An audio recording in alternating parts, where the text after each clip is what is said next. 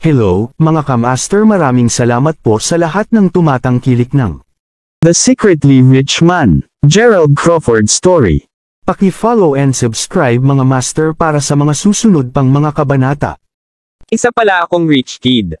By 2 years is body. Kabanata 2101. Sa puntong iyon, kahit na si Endo at Izumi ay handa ng mamatay, hindi nila maiwasang huminga ng masigla habang ang mga butil ng malamig na pawis ay tumutulo sa kanilang mga noo nang mapagtanto nilang ilang pulgada na lang ang layo nila sa kamatayan. Hindi alintana, pagkatapos tumakbo ni Takuya papunta kay Gerald, hindi niya maiwasang makahinga nang makitang buhay pa ang dalawa. Pagkaraan ng ilang sandali, huminga si Takuya bago sinabing, sila, maaari pa ring magamit sa atin, Mr. Crawford. Hayaan natin silang buhayin sa ngayon. Tumango bilang tugon, ipinikit ni Gerald ang kanyang mga mata saglit, at hindi nagtagal, ang kanyang napakalaking hangarin na pumatay ay mabilis na nawala. Ngayong kalmado na siya, sinenyasan si Gerald na magtanong, fair enough. Gayunpaman, paano mo nalaman ang lahat ng ito? Sa sobrang ingay ninyong lahat, paanong hindi ko nalaman? Alinmang paraan, sa pangalawang pagkakataon na nalaman ko ang nangyayari, agad akong sumugod para tingnan. Sagot ni Takuya habang tinatapik ang kanyang dibdib habang umiiling, may mapait na ngiti sa kanyang mukha. Humihingi ako ng paumanhin para doon, sabi ni Gerald sa isang nahihiyang tono habang napakamot sa likod ng kanyang ulo. Hindi mahalaga. Alinmang paraan, dahil sila ang may kakayahang magdulot ng kaguluhan sa aking manor, isinusumpa ko sa aking buhay na nakakakuha ako ng impormasyon mula sa kanila. Hindi ka namin hahayaang mamatay ng ganoon kadali. Ungol ni Takuya habang nakaturo sa duo na nasa lupa pa rin. Sinubukan ko na silang tanungin, pero mahirap silang intindihin, sagot ni Gerald habang umiiling. Nako, huwag kang mag-alala. I've met my fair share of stubborn people, so I know how to make them talk. Masisiguro ko sa iyo na sa aking mga taktika, bibigyan nila tayo ng tapat na mga sagot bago madaling araw. Deklare ni Takuya habang sinenyasan ang kanyang mga tauhan na kanina pa sumunod sa kanya para buhatin sina Endo at Izumi. Ngayon, iyon ang gusto kong marinig, nakangiting sagot ni Gerald. Tumango bilang tugon, hindi napigilan ni Takuya na sumimangot nang makita ang lahat ng dugo sa lupa. Umiling siya, pagkatapos ay tumingin siya sa kanyang mga tauhan bago nagutos, dalhin sila sa klinika ng manor at buhayin sila. Dahil doon, agad na dinala sina Endo at Izumi. Gayunpaman, dahil dumudugo pa rin si Endo, tumulo ang dugo niya hanggang sa klinik. Ngayong napag-usapan na iyon, humarap si Takuya kay Gerald bago sinabing, may gusto akong pag-usapan sa iyo. Anong coincidence? May pag-uusapan din ako, sagot ni Gerald sabay tango. Napagtantong nakatayo pa rin si Fujiko sa kinatatayuan, hindi naiwasang idagdag ni Gerald, Miss Futaba. Tapos na ang panganib. Oo, ito ay. Salamat, ungol ni Fujiko pagkatapos na matanggal ito. Habang naglalakad si Gerald at ang kanyang ama, gayunpaman, hindi niya maiwasang bigyan ng mausisa si Gerald. Anuman, pagkatapos pumasok sa pangunahing bulwagan kasama sina Gerald at Fujiko, siniguro ni Takuya na may-lock ng maayos ang mga pinto bago magtimpla ng tsaa. Kasunod nito, inabot ni Takuya si Gerald ng sigarilyo at sinindihan pa ito para sa kanya. Kung tutuusin, alam niyang salamat sa pagsisikap at pagiging vigilance ngayon ni Gerald kaya sila ni Fujiko ay nabuhay sa panibagong araw. Dahil doon, yumuko si Takuya kay Gerald bago sinabing, talagang pinasasalamatan ko ang tulong mo ngayon, Mr. Crawford. Sa dami ng sunod-sunod na insidenteng nangyayari, hindi ko talaga alam kung paano ka pasasalamatan sa bawat oras na tumulong ka. Hindi na kailangang maging napakabait, Patriarch. Sa totoo lang, nararamdaman ko na ang dalawang ito ang dumating para sa akin ngayon, sagot ni Gerald habang agad niyang tinulungang tumayo si Takuya. Halika ulit, may na-offend ka ba dito? Tanong ni Takuya, understandably natigilan. Hindi ko rin masasabing sigurado. Ang hula ko ay ang mga lalaking iyon ay mula sa pamilyang Kanagawa, o sila ay Hanyas. Habang nasa Hanyas ang pera ko, hindi ko talaga maaalis na baka may iba pang gustong patayin ako, sagot ni Gerald habang hinihit-hit ang kanyang sigarilyo. Kabanata 2102. Matapos marinig ang sagot ni Gerald, saglit na nawala ng masabi si Takuya. Kung tutuusin, hindi niya naisip na si Gerald ang totoong target dito. Habang pinag-iisipan niya ito, hindi napigilan ni Takuya na umungol, pinapontes sila para sa iyo, sabi mo. Hula lang, sa totoo lang, sagot ni Gerald habang umiiling. Kung tutuusin, dahil bihira siyang pumunta sa Japan, halos wala siyang alitan sa mga puwersa at pamilya dito. Ipinapalagay lamang niya na hinahabol siya ng dalawa dahil siya ang una nilang target ng magpakilala. Bueno, kahit na hinahabol ka nila, hindi mo na kailangang mag-alala dahil nakakulong na ang dalawang hamak na iyon. Makatitiyak ka, tiyak na kukuha ako ng karagdagang impormasyon mula sa kanila sa madaling araw. At saka, kung nag-aalala ka na maapektuhan ang pamilya ko dahil pinupuntirya ka, huwag. Ang mga futabas ay may utang sa iyo at palagi kaming nasa tabi mo. Bagamat totoo na ang aking pamilya ay hindi na kasing dakila gaya ng dati, alamin na walang sino man ang malayang sasamantalahin ang mga taong sinusumpa kong paprotektahan. Deklare ni Takuya habang nakakuyom ang mga kamao. Nang marinig iyon, hindi napigilan ni Gerald na ngumiti habang pinagdikit ang kanyang mga kamay para magbigay galang kay Takuya bago sinabing, talagang pinahahalagahan ko iyon, Patriarch. Para sa interogasyon ngayong gabi, magpapasalamat ako sa iyo ng maaga. Noon lang napagtanto ni Gerald na pagkatapos ng labis na pagtulong sa mga futaba, nakuha na niya ng buo ang tiwala ng pamilyang iyon. Sa pag-iisip na iyon, naramdaman niya na kapag nagsimula ang kompetisyon ng mga espesyal na puwersa o posibleng kung kailan ito natapos, depende sa kung paano nangyari ang mga bagay ay oras na para magtanong siya tungkol sa Yearning Island. Sana, wala nang makitang dahilan si Takuya para itago ang anuman sa kanya. Ano man ang kaso, pagkatapos maubos ang kanyang tasa ng tsaa, tumayo si Takuya bago sinabing, sige, kung gayon. Magpahinga muna kayo ni Fujiko. Pupunta ako para bisitahin ang dalawa nating bisita.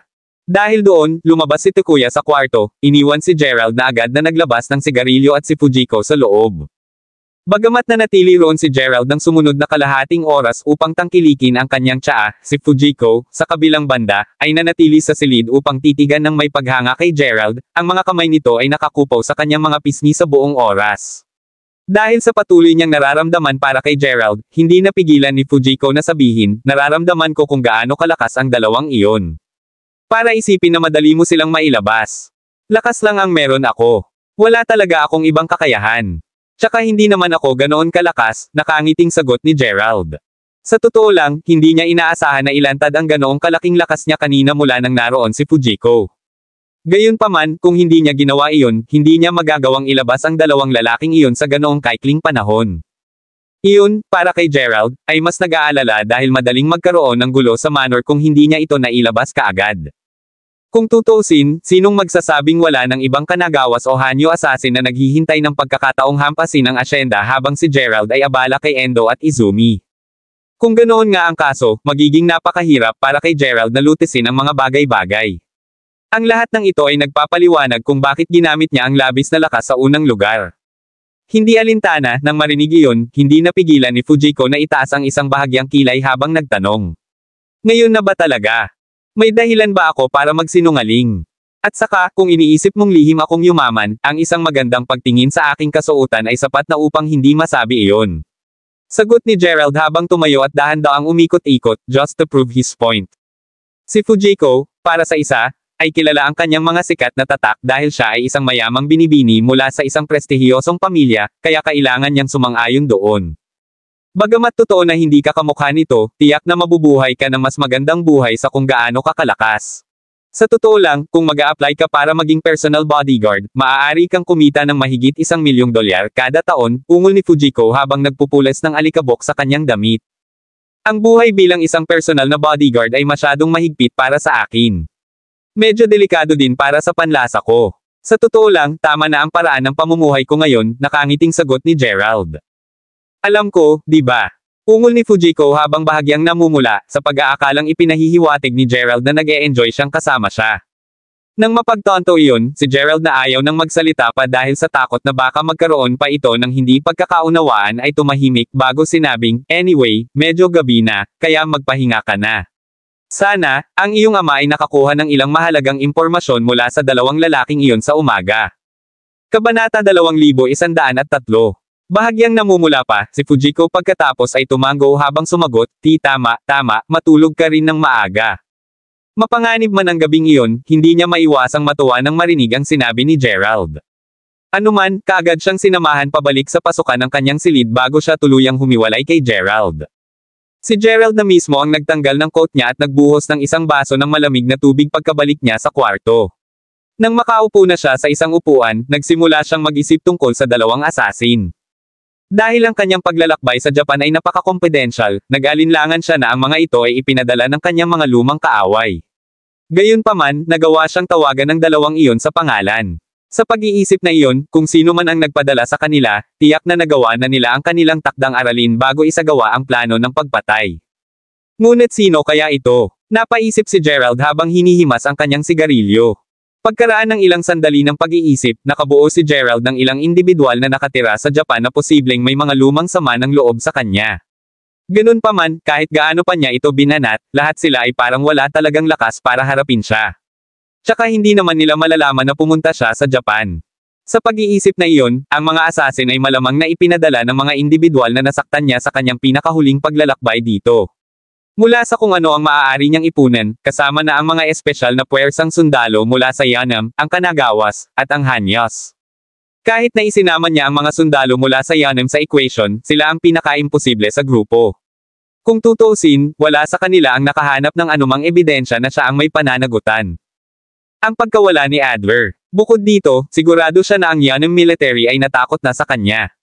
Si Gerald, para sa isa, ay naniniwala na si Carter na naging duwag sa harap niya noon ay hindi maglalakas loob na magpadala sa kanya ng mga mamamatay tao, maliban kung, syempre, ang lalaking iyon ay hindi na gustong maging gumaganap na pinuno ng militar. Anuman, pinakuluan nito ang listahan sa Kanagawas at sa Hanyas. Kahit na ang pera ni Gerald ay nasa Kanagawas. Umiling si Gerald, nagpa siya na huwag munang isipin ito pansamantala. Kung tutuusin, naniniwala siya sa kakayahan ni Takuya sa interogasyon, kaya ang kailangan lang niyang gawin ngayon ay maghintay hanggang umaga para malaman kung sino ang nagpadala sa dalawang assassin na iyon. Nang maayos na ang kanyang pag-iisip, pagkatapos ay naligo siya ng malamig bago hinampas ang dayami. Nang magising siya ng madaling araw, mabilis na inihanda ni Gerald ang kanyang sarili para sa araw bago siya lumabas upang tingnan kung paano napunta ang interogasyon ni Takuya. Sa pagbukas ng pinto, gayunpaman, nagulat si Gerald nang makita ang dalawang futaba na gwardya na nakabantay sa labas mismo ng kanyang silid. Ano nga ba ang kahulugan nito? Tanong ni Gerald habang kinakamot ang pisngi. Magandang umaga, Mr. Crawford. Bueno, dahil ang dalawang lalaking iyon ay nagtangka na patayin ka kahapon, inutusan kami ng patriarka na bantayan ang iyong silid. Sa pag-iisip na iyon, hindi mo kailangang mag-alala tungkol sa anumang palihim na pag-atake. Sagot ng isa sa mga lalaki. Sa pagod nilang dalawa, halatang matagal na silang nakatayo doon. With that in mind, Gerald simply waved his hand before said, "There's no need to guard over me. Ngayon bilasan mo at magpahinga." Bagaman hindi niya sinabi, may pakiramdam si Gerald na kung aasa siya sa dalawang ito para protektahan siya, madali na lang siyang napatay ng mahigit 10 beses bago pa nila napansin ang isang bagay. Alinmang paraan, nang marinig iyon, humikab ang isang lalaki habang sumagot, sa kasamaang palad, hindi natin basta-basta susuwayin ang utos ng Patriarch. Sa pag-unawa na maaari silang makapagpahinga ng maayos kung hindi dahil sa utos ni Takuya, umiling lang si Gerald habang sinasabing, "Look, just go." Kung magagalit ang Patriarch sa pag-alis mo, sabihin mo lang sa kanya na ako ang nagsabing umalis ka. Dahil naniniwala si Gerald na hindi pa rin siya mapoprotektahan ng dalawang ito, ang katotohanan na nag-aaksaya sila ng lahat ng kanilang lakas dito ay bahagyang sumama ang loob niya para sa kanila. Anuman, nang marinig iyon, agad na yumuko ang dalawa habang nagdedeklara, salamat, Mr. Crawford. Kasunod noon, mabilis silang umalis sa kanilang mga kwarto. Kabanata 2104. Habang pinapanood ang dalawa, nag-stretch si Gerald bago lumanghap ng sariwang hangin. Ilang sandali pa, nagsimulang maglakad si Gerald papunta sa kwarto ni Takuya. Sa kanyang paglalakbay, gayunpaman, nakasalubong niya ang isa sa mga pinagkakatiwalaang subordinate ni Takuya. Nang makita iyon, naisip niya na maaari rin niyang tanungin kung si Takuya ay nasa kanyang silid bago talaga makarating doon. Nang sabihin na si Takuya ay nagtatanong pa rin sa dalawa mula noong nakaraang gabi, tinanong ni Gerald ang lokasyon ng silid ng interogasyon bago agad na umalis. Sa pagpunta sa likod ng asyenda, kalaunan ay narating ni Gerald ang isang batong pasukan na patungo sa isang lugar na malinaw na itinayo na naiiba sa iba pang bahagi ng pangunahing gusali. Habang ang harap na bahagi ng manor kasama ang mga vilya doon pati na rin ang kahangahangang hardin ng futaba ay mukhang ganap na marangya, anumang bagay na dumaan sa pasukan ng bato ay talagang mukhang malungkot. Dahil ang ilan sa mga damo dito ay tumutubo na kasing tangkad ng mga tao at ilang madaling makaligtaan na nag-iisang kwentong bahay sa likod, parang walang nakatira o kahit na nag-aalaga sa lugar sa loob ng mahigit isang dekada. Hindi alintana, habang naglalakad sa isang matapang na landas, hindi nagtagal ay nakasalubong ni Gerald ang tatlo sa mga kampan ng pamilya Futaba na agad namang bumati ng Mr. Crawford. Pagsilip sa kanila, si Gerald ay naudyukan na magtanong, ang Patriarch ba ay nasa isa sa mga bahay na iyon? Talaga, Siya ay nagtatanong sa dalawang mamamatay tao sa buong gabi. Ano man, kumain ka na ba, Mr. Crawford? Kukuha lang kami ng almusal para sa Patriarch. Sabi ng isa sa mga guard. Nakikita ko. Kunin mo ako, kung gayon, sagot ni Gerald na tumango bago lumakad sa kanila. Matapos maglakad sa gitna ng matataas na damuhan, hindi nagtagal ay nakarinig si Gerald ng mahimbing na hiyawan na nagmumula sa isa sa mga bahay. Madaling malaman kung saan nanggagaling ang mga ingay, saka pumasok si Gerald sa bahay. Bago sabihin, Patriarch. Anong ginagawa mo dito, Mr. Crawford? Tanong ni Tukuya na nakaupo sa harap ng isang mesa na may hawak na sigarilyo nang agad itong tumayo. Gusto ko lang makita kung paano umuusad ang interogasyon, sagot ni Gerald na napansin ang isang tasa ng tsaa sa mesa ni Tukuya nang umupo siya bago tumingin sa paligid. Kahit na sinabi ni Tukuya na siya ay gumagawa ng isang interogasyon, ang buong lugar ay sa totoo lang ay mukhang isang silid ng pagbitay. Ang katotohanan na mayroong mga instrumento ng pagpapahirap sa lahat ng dako at ang dalawang dagwang mamamatay tao ay itinali sa isang krus ay nagsilbing karagdagang kontribusyon sa pahayag na iyon. Bahagyang nakasimangot, hindi napigilan ni Gerald na magtanong, hindi ka ba natatakot na mapatay mo sila? Naku, nagsagawa na ako ng precautionary measures. Pagkatapos gamutin ang mga ito sa aking klinika kagabi, ang doktor ng aking pamilya ay sinusuri ang kanilang mga vital sign bawat kalahating oras. Pinatitindi ko at binabawasan ang pagpapahirap ayon sa iniulat sa akin ng doktor sa buong gabi. Don't worry. I'm not letting them die until they tell you the crucial details, sagot ni Tukuya na may mahinang ngiti habang kino-question ng isang middle-aged na lalaki na nakasuot ng puting coat. Sa pag-aakalang iyon ng doktor, pinili ni Gerald na huwag nang magsalita pa. Makalipas ang maikling katahimikan, inilabas ni Tukuya ang isang pirasong papel sa harap ni Gerald. Nakataas ang isang bahagyang kilay, sinimulan itong basahin ni Gerald at mabilis na napagtanto na naglalaman ito ng talaan ng lahat ng sinabi ng mga asasin noong gabing iyon. Gayunpaman, ang nangyari, isiniwalat lamang nila kung paano sila nakalusot sa manor pati na rin kung gaano katagal silang naghintay bago hamampas. Sa madaling salita, wala sa nakuhang impormasyon ang naging kapaki-pakinabang. Dahil doon, hindi napigilan ni Gerald na sumimangot habang nagtatanong, ito lang ba? Kabanata 2105.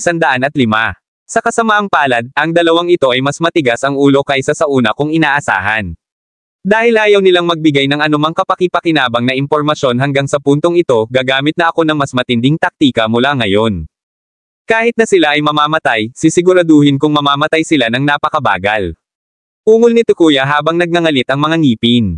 Sa ilalim ng normal na mga pangyayari, ang sinumang i-interrogate niya ay masisira sa loob lamang ng ilang oras.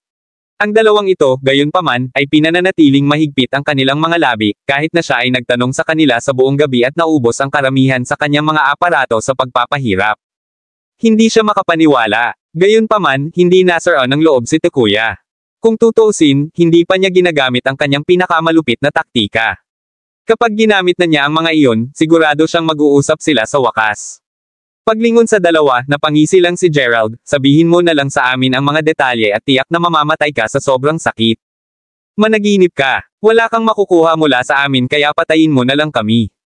Putol ni Endo habang nagngangalit ang mga ngipin. Bagamat totoo na ang lahat ng kanyang mga sugat ay natahina, ito ay ginawa ng malupit na may layunin na hayaan lamang siyang manatiling halos buhay. Matapos ang isang buong gabi ng pagpapahirap, matagal nang napunit muli ang mga tahi, na naging sanhi ng pamamaga ng balat ni Endo at nalantad sa impeksyon. Walang silbing kawan sila, Mr. Crawford. Alinmang paraan, naniniwala ako na malapit ko nang basagin silang dalawa. Pagkatapos ng lahat, walang sino man sa planetang ito ang tunay na hindi natatakot sa kamatayan. Sa pag-iisip niyan, kailangan ko lang gumamit ng mas brutal na psikolohikal na taktika para makapagsalita sila. Nakakunot noong sabi ni Tukuya habang inihampas ang kamao sa mesa. Tingnan natin ang tungkol dyan. Panunuya ni Endo habang iniluluwa niya ang kanyang dugo kay Tukuya. Bigyan sila ng pinakamasakit na pagtrato na maiisip mo. Tumanggi akong maniwala na hindi natin sila mapapagsalita sa pagtatapos ng araw. Utos ni Tukuya habang naglalakad papalapit sa Endo bago ito pinandilatan. Huwag kang mag-alala, Patriarch. Gagamitin namin ang lahat ng mayroon kami para makapagsalita sila. Sagot ng mga tauhan ni Tukuya habang tumatango. Magaling ang sabi. Ngayon, umalis muna tayo, Mr. Crawford, medyo pagod na ako matapos silang tanungin buong gabi. Speaking of which, inutusan ko na ang mga subordinate ko na maghanda ng almusal para sa atin, kaya doon muna tayo, sabi ni Tukuya habang nilingon si Gerald bago nagsimulang lumabas ng interrogation room. Natural, sinundan siya ni Gerald, at maya-maya lang, nakita nilang naglalakad na naman sila sa harapang bahagi ng manor. Habang naglalakad sila, nagsindi ng sigarilyo si Takuya at sinimulan itong paninigarilyo. Maya-maya, sinenyasan siyang sabihin, alam mo, hindi ko inaasahan na ganoon katigas ang ulo ng dalawang iyon. Iisipin na hindi ako makakakuha ng anumang nauugnay na impormasyon mula sa kanila pagkatapos silang pahirapan sa buong gabi. Still, I have a pretty good hunch na pareho silang hanyas. Kung tutuusin, iyon ang nag-iisang pamilya na kahit na ang lakas ng loob na labanan ang mga futaba sa buong Japan. At saka, nasabi mo na medyo malakas sila para maging ordinaryong assassin. Gayunpaman, hindi ko maiwasang magtaka kung bakit ikaw ang hinahabol nila sa halip na ang aking anak na babae. Talagang, kung dumating ang hanyas para kay Fujiko, maaari na lang nilang atakihin siya ng diretso. What more?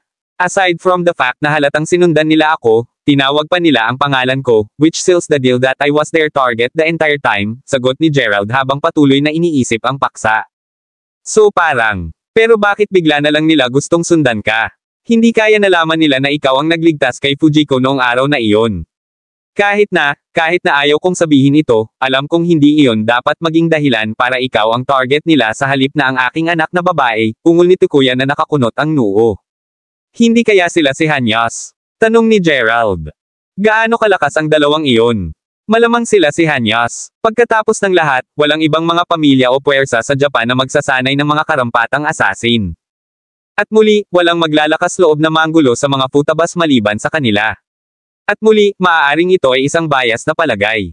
Marahil ay mas lumalalim ang lahat ng ito, sagot ni Takuya na nagkibit-balikat, medyo natatarante pa rin na hindi niya nagawang i-crack ang code pagkatapos ng buong gabing pagtatanong. Kabanata 2106. Maya-maya pa ay nakarating na sila sa dining room. Sa puntong iyon, nakabalik na ang mga tauhan ni Tanaka na may dalang almusal, kaya pagkaupo ng dalawa sa magkabilang dulo ng hapagkainan, nagsimula na silang kumain ng dalawa. Naturally, ipinagpatuloy nila ang pagtalakay sa bagay sa pagitan ng mga kagat. Habang ang mga bagay ay medyo huminahon sa Futaba Manor, ang hanyas ay ganap na nagkagulo. Si Raigo, para sa isa, ay nakaupo sa kanyang kahoy na upuan sa kanyang silid sa buong gabi, patuloy na nakatitig sa kanyang cellphone habang nakakuyom ang kanyang kamao. Ang huling mensahe na natanggap niya mula kay Endo ay mula kagabi, na nagsasabi na sila ni Izumi ay matagumpay na nakalusot sa manor at hanapin si Gerald. Kahit na inaasahan ni Raigo na ay update nila siya sa kanilang sitwasyon bago sila kumilos, hindi dumating ang mensahe. Ngayong lumipas na ang 10 oras mula noong huli nilang mensahe, mas lalo pang nag-aalala si Raigo. Gayunpaman, tumanggi siyang maniwala na nabigo ang dalawang may kakayahang leader ng koponan. Kung tutuusin, siya sa lahat ng tao, alam kung gaano sila kalakas, lalo na noong magkapares sila. Kung nagawa nilang palihim na paslangin ang pinuno ng isang teroristang organisasyon, tinatapos. Si Gerald ay dapat natural na maging isang piraso ng cake para sa kanila. Impyerno, ang pagpapadala lamang ng isa sa kanila ay sapat na. Gayunpaman, nais ni Raigo na maging perpekto ang lahat, kaya pinadala niya silang dalawa ng magkasama. Gayunpaman, ngayong napakaraming oras na ang lumipas ng walang anumang balita mula sa kanila, hindi maiwasan ni Raigo na matakot sa pinakamasama. Sa sandaling ito, mas gugustuhin niyang makatanggap ng mensahe mula sa kanila, na nagsasabing nabigo sila, kaysa ipagpatuloy ang paghihirap na paghihintay na ito. Sa sandaling iyon, biglang bumukas ang kanyang pinto, na nag-udyok kay Raigo na tumalon mula sa kanyang upuan at sumigaw, "Any news from them?" Sa kasamaang palad, hindi, pinuno ng pangkat, sagot ni Kanagawa Takeshi, isa sa iba pang pinuno ng pangkat. Bahagyang nakasimangot, hinawakan ni Raigo ng mahigpit ang kanyang telepono habang bumubulong, imposible, wala bang paraan para malaman kung ano ang nangyari sa kanila. Maniwala ka sa akin kapag sinabi kong ginagawa namin ang aming makakaya, pinuno ng pangkat. Anuman, ayon sa aming mga tauhan na nagbabantay sa manor, walang sino man ang pumasok sa tirahan ng Futaba mula nang pumasok sina Endo at Izumi. Tungkol sa nag-iisang tao na umalis sa nakalipas na 10 oras, tila lumabas lang siya upang mag-almusal, at bumalik kaagad pagkatapos ng anumang pagsisiyasat namin, kung kami ay nag-aalala lang kung bakit namin nagawa iyon, baka madagdagan pa natin ang pagkakataong matuklasan tayo ng mga Futaba, sagot ni Takeshi sa nagbitiw na tono. Kahit na gustong-gusto ni Takeshi na pumasok at alamin din kung ano ang nangyari kina Endo at Izumi, ang kanyang mas mabuting paghuhusga ay nagpapigil sa kanya na gawin iyon. Kung sa bagay, kung nagkaproblema ang dalawa, malaki ang posibilidad na mahuli rin siya. Kung mangyari iyon, tiyak na magsisimulang gumuho ang lahat. Kuwait, Sa pag-unawa kung saan nanggaling si Takeshi, nagbitiw si Ryego na nagtanong, well, may narinig bang kakaibang tunog ang sino man sa mga lalaki pagkatapos makapasok sina Endo at Izumi? Hindi naman. Tutal, sinabi mo sa amin na bantayan ang pasukan. Dahil pumasok si Izumi at Endo sa gilid, hindi na namin namalayan kung kailan sila nakagalaw. Sa pag-iisip na iyon, malamang na hindi tayo nakarinig ng kahit ano, sagot ni Takeshi habang umiiling. Godfrey's Kingdom 8. How the hell did two of our family's best assassins just busted into thin air after attempting to assassinate Gerald? Kahit na nalaman nila o kailangang harapin ang mga mandirigma ng pamilyang Futaba, dapat ay nagulat na sila pabalik ngayon. Sigaw ni Ryego na ngayon ay galit na nanginginig ang buong katawan.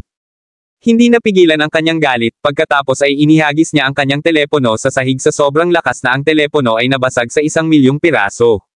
Nang makita iyon, ang gulat na si Takeshi ay agad na napaatras ng ilang hakbang bago ibinaba ang kanyang ulo, hindi naglakas loob na magsalita. Pagkaraan ng ilang sandali ay huminga ng malalim, ang galit na si Ryego ay hindi napigil ang tumawa ng malamig bago ngumisi, paano? Kakaiba talaga. Paano ang impyerno ay nagkaroon ng mga makapangyarihang asasin na nawala nang makapasok sa Futaba Manor? Kabanata 2107. Nang medyo kumalma si Ryego, lumunok si Takeshi bago sumagot, sa tingin mo ba ay may iba pang makapangyarihang tao ang mga Futaba? Negatibo. Kahit na may mga makapangyarihang tao sa loob ng kanilang pamilya, dapat ay nakabalik pa rin ang aming dalawang asasin. At saka, nagawa na namin ang masusing background check sa pamilya nila bago namin sinubukang patayin si Fujiko. With that in mind, alam natin na kakaunti lang ang mga trained fighters sa kanilang pamilya, though wala sa kanila ang dapat makayanan sina Endo at Izumi, sabi ni Ryego habang umiiling. Kahit na sinabi niya iyon, alam niyang malaki ang posibilidad na patay na ang dalawa. Gayunpaman, nagdulot iyon ng isang katanungan.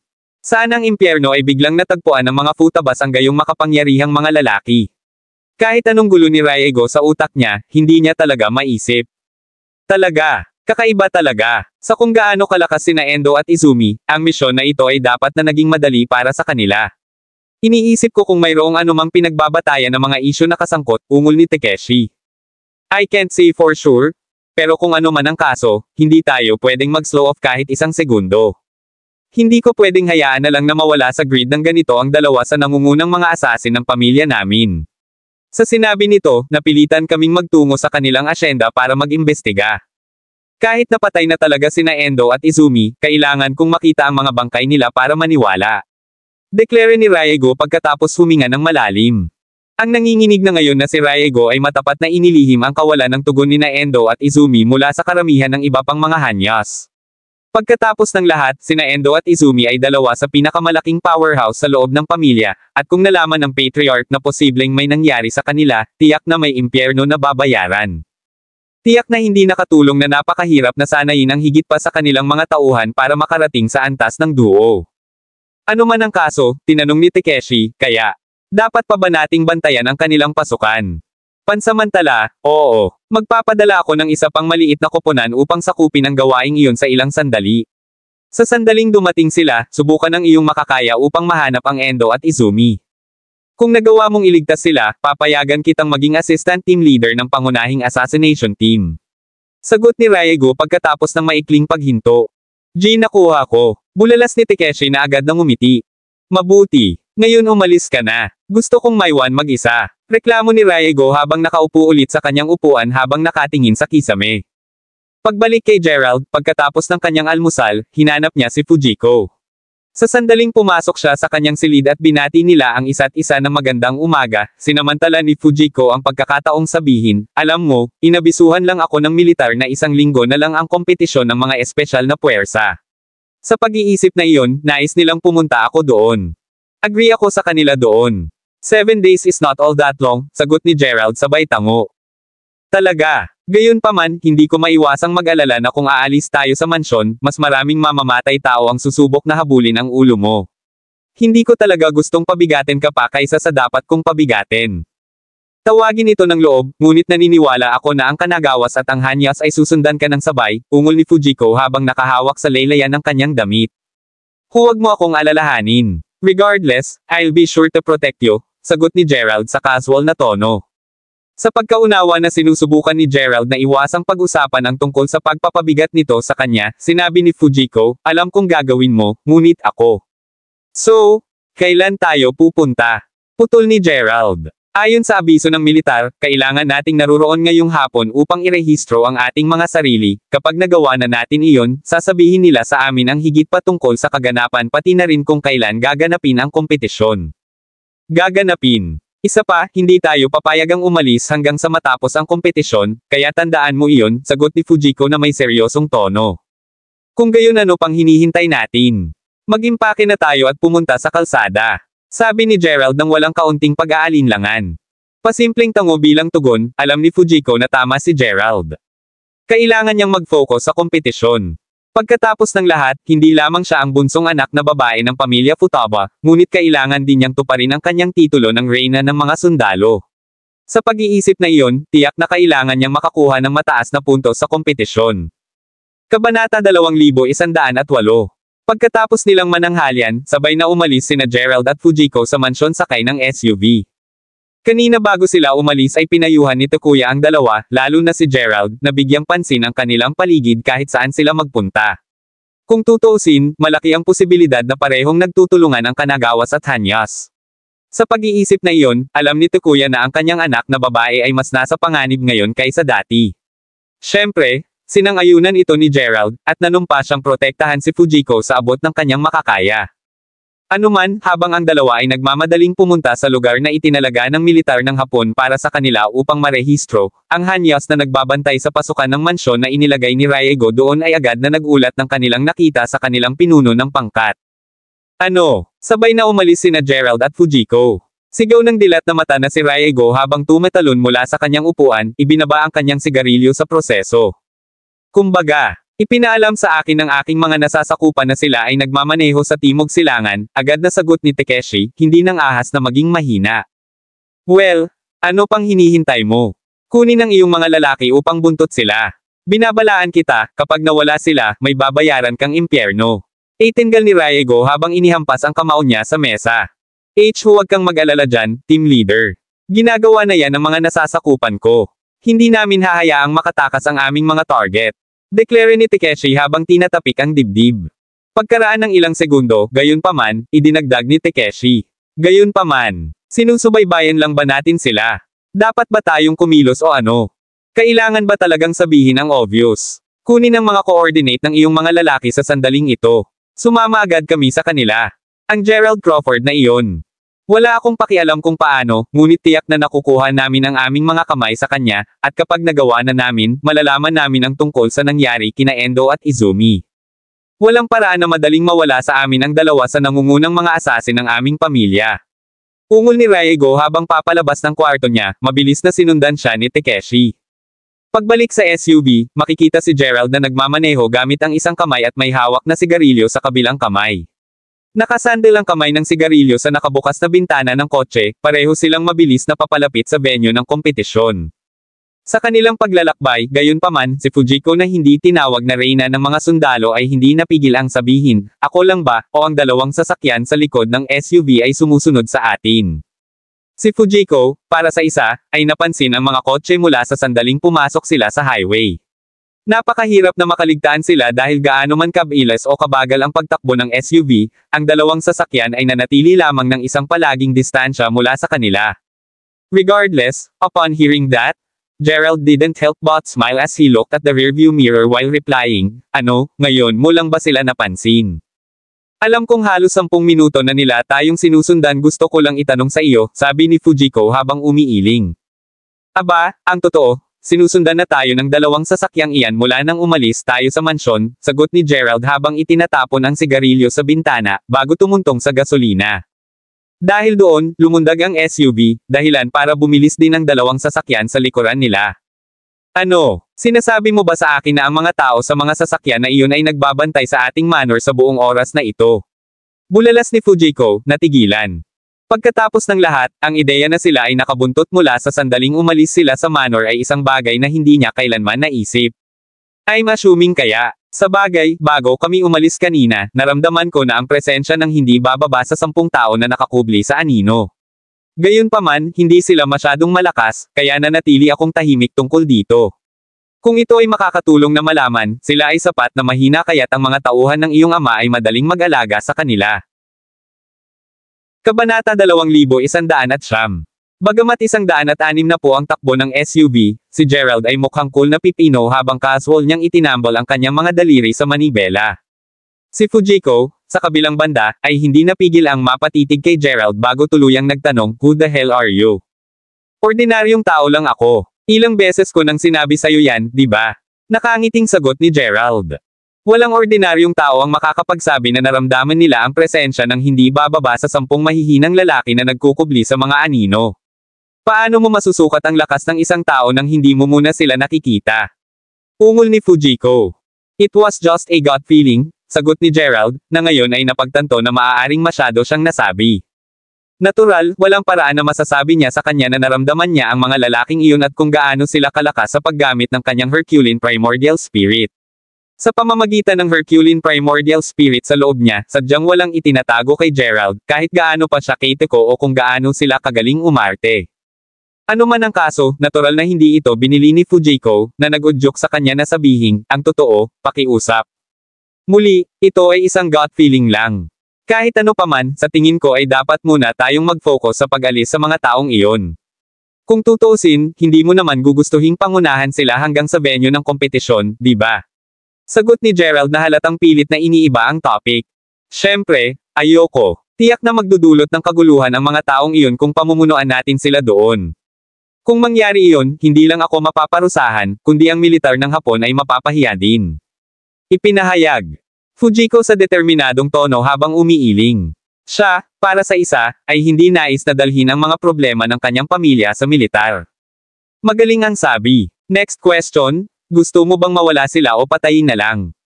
Tanong ni Gerald habang nakalagay ang kamay sa gear shift. Wakasan sila. Bulalas ni Fujiko nang walang kaunting pag-aalinlangan. Pagkatapos ng lahat, kung nabigo silang mawala ang mga ito, tiyak na makakarating sila sa venue ng kompetisyon, na magiging sanhi ng pagbagsak ng kanyang reputasyon. Ang pagpatay sa kanila kaagad ang tanging paraan para maiwasan iyon. Patayin mo na sila, sagot ni Gerald na bahagyang tumango. Kung makakatulong ito, mayroong isang desyerto, extinct na bulkan sa malapit na dati ay aktibo. Kung sakaling nag-aalala ka, ang mga patay na bulkan ay hindi inaasahang sasabog muli. Regardless, bakit hindi natin gawin ang gawa doon? Tanong ni Fujiko habang kumukuha siya ng mapa ng Japan mula sa storage area sa SUV bago itinuro ang isang lugar kay Gerald. Matapos masulyapan ang mapa at tingnan ang bundok na medyo may kalayuan, hindi naiwasang magtanong ni Gerald, iyon ba? Kasunod ng linya ng pangitain ni Gerald, tumango si Fujiko habang sumagot ng, "Yep, that's the one." Mukhang ang perpektong lugar para pumatay ng isang tao, ungol ni Gerald habang pinabagal niya ang sasakyan, bago ito lumihis sa highway at papunta sa isang landas na patungo sa isang nayon. Nang nasa daan na siya, agad siyang muling bumilis, dahilan para mawala ang SUV sa mga nag-iisang palapag na bahay na nasa buong lugar. Samantala, ang mga asasin na nakabuntot sa dalawa ay agad na napansin ang biglaang pagbabago ng ruta ni Gerald, na nag-udyok sa kanila na agad ding lumipat ng landas. Natural, inireport din nila ito kay Takeshi na kasalukuyang nasa kotse ni Riego. Gayunpaman, dahil ang bawat sasakyan ng pamilya Hanyo ay may naka-install na tracking system, alam na ni Riego kung saan ang mga assassin na.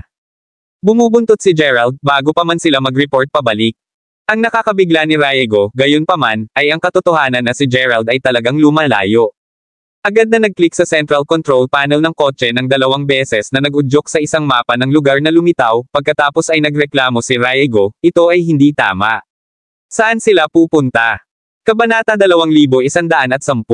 Habang pinapanood ng 2 grupong mamamatay tao ang patuloy na pagtugis kina Gerald at Fujiko sa screen, hindi maiwasan ni Riego na magtaka kung bakit biglang pinili ng dalawa na lumihis sa highway. Dahil sa lahat ng pagsasaliksik na ginawa ng Hanyas habang pinaplano ang kanilang paunang pagpatay kay Fujiko, alam ni Riego na pupunta dapat si Fujiko sa lokasyon kung saan gaganapin ang kompetisyon ng mga espesyal na puwersa. Kung tutuusin, saan pa kaya sila pupunta? Sa pag-iisip na iyon, bakit bigla silang naliligaw? Nakaupo sa likuran, napagtanto ni Takeshi na hindi lang siya ang nakakita ng kakaiba dahil hindi nagtagal, nagtanong ang isa sa mga subordinate na naka-loudspeaker, maaari ba tayong nagkamali ng hula kung saan sila patungo? Pagkatapos ng maikling paghinto, malamig na tumawa si Riego bago sumagot, wala na akong pakialam. Sundan mo lang sila hanggang sa dulo ng impyerno. Sino ang nagmamalasakit kung sila ay patungo sa kompetisyon ng mga espesyal na puwersa, ilang pagliliwaliw, o kahit isang lugar upang magbigay galang sa kanilang mga ninuno? Ang lokasyon ay hindi ang mahalaga. Hindi, ang mahalaga ay pinatay ni Riego si Gerald habang kaya niya. Alam ni Riego na magiging mas mahirap na gawin ang pagpaslang sa sandaling bumalik ang duo sa Futaba Manor, kaya ito ang pangunahing pagkakataon para matapos ang trabaho. Ito na siguro ang tanging pagkakataon niya na iligtas din sina Endo at Izumi. Ano man ang kaso, nang marinig ang utos ni Riego, tumahimik si Takeshi bago sumigaw, hindi mo ba narinig ang sinabi ng pinuno ng pangkat? Panatilihin ang iyong mga mata-pild at huwag manggahas na mawala sa paningin ng SUV na iyon. Kung nabigo kang gumawa ng isang simpleng bagay na tulad niyan, huwag ka nang bumalik sa pamilya. Yun naiintindihan mo. Sagot ng mga subordinate na mainit pa rin sa takong ni Gerald. Sa paglipat pabalik kay Gerald, nang siya ay halos 6 na milya mula sa patay na bulkan, siniguro niyang bumagal ng kaunti. Kung tutuusin, hindi niya kayang patayin ang mga ito kung mawala siya sa kanila. Habang nagmamaneho si Gerald, hindi niya maiwasang magtanong, kaya, anong uri ng mga hindi pagkakaunawaan ng mga Futaba sa mga hanyas nitong mga nakaraang taon? Hindi ako masyadong sigurado tungkol dyan, sa totoo lang. Kung tutuusin, halos ginugol ko ang oras ko sa militar nitong mga nakaraang taon. Tiyak na hindi nakatulong na sa mga pambihirang pagkakataon na umuwi ako, tumanggi si tatay na sabihin sa akin ang isang bagay tungkol sa mga gawain ng aming pamilya. Gayunpaman, natatandaan ko na sinabi niya na halos hindi na nakipag-ugnayan ang pamilya namin sa hanyas mula noong siya ay naging patriarch. Para sa isa, ay walang nakikitang dahilan kung bakit siya magsisinungaling, sagot ni Fujiko habang umiiling, napagtanto kung gaano siya hindi naaapektuhan sa mga gawain ng kanyang pamilya. Tila masyado siyang nakatutok sa pagligtas at pakikipaglaban para sa karangalan sa militar sa buong panahong ito. Nakikita ko, sa tingin mo ba ay pinigilan niyang magsalita dahil sa ilang mga alalahanin niya? Tanong ni Gerald na nakasaksi sa ibang mga pamilya na ginagawa ang parehong mga bagay sa nakaraan. Sa sitwasyon ng kabilang pamilya, hindi idinetalye ng kasangkot na partido ang buong sitwasyon sa kanya, na nagresulta sa mas maraming problema kaysa kinakailangan. Anuman, umiling si Fujiko habang sinasabing, sa tingin ko ay hindi. Si Fujiko, for one, ay alam na alam ang personalidad ng kanyang ama.